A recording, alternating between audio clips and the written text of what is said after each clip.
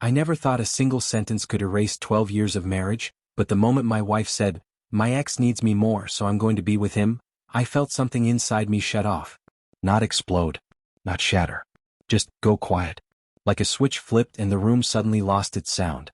My name is Daniel. I'm 41 years old. And until that night, I believed loyalty was something you didn't have to beg for. We'd been together since our late 20s. Built a life the slow, boring, responsible way. Mortgage. 2 kids. Shared calendars on the fridge. Weekend grocery runs. The kind of marriage people call stable, when they don't know what else to say. I worked in logistics, long hours, predictable pay. She worked part-time at a wellness studio and spent the rest of her time finding herself. I supported that. I always had. I thought that's what a good husband did. Her ex, Mark, was a name from the past. The reckless guy she dated before me. The one who never really grew up. When he resurfaced, it started innocently. A message here. A call there. He was going through a hard time, she said. Lost his job. Depression. No one else understood him like she did. I didn't love it, but I didn't forbid it either. I trusted her. That was my first mistake. At first, she talked about him like a charity case. Then like a responsibility. Eventually like a priority. One evening, after the kids were asleep, she sat across from me at the kitchen table. Come.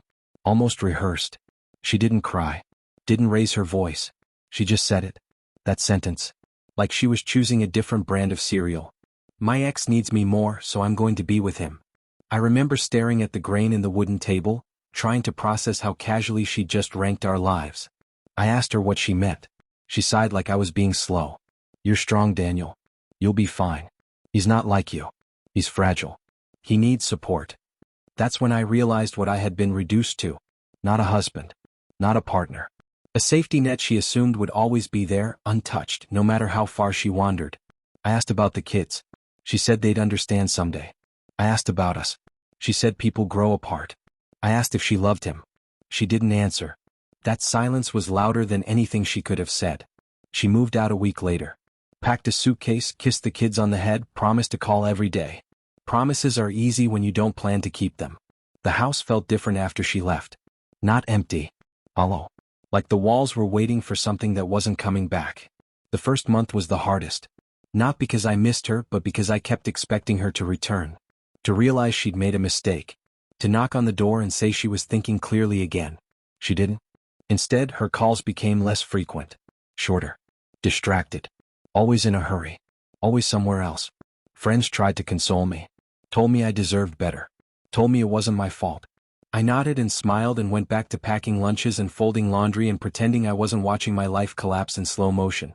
At night, after the kids were asleep, I sat alone in the living room and replayed everything. Every compromise. Every time I put her needs ahead of mine. Every moment I mistook patience for security. I didn't chase her. Not because I didn't care, but because something in me refused to beg for someone who had already decided I was optional. That surprised people. Even me. There was a strange dignity in staying silent. Painful but clean. 3 months passed.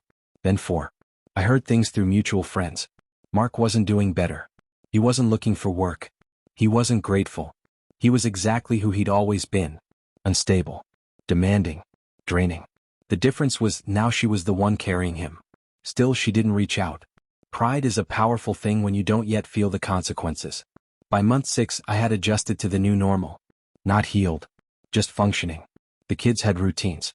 I cooked more than I ever had. I learned which nights were hardest and which mornings were quiet enough to breathe. I stopped checking my phone for her name. That's when the messages started. At first they were casual. Hope you're doing okay. Then nostalgic. Remember our trip to the lake? Then heavier. Things haven't been easy. I read them without responding.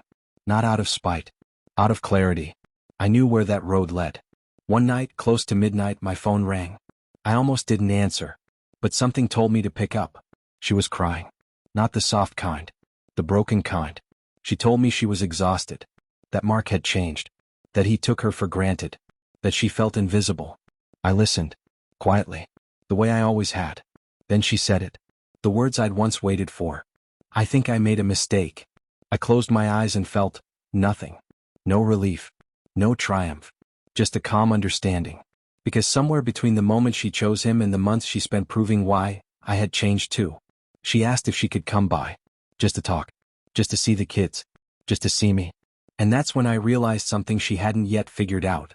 Needing someone isn't the same as valuing them.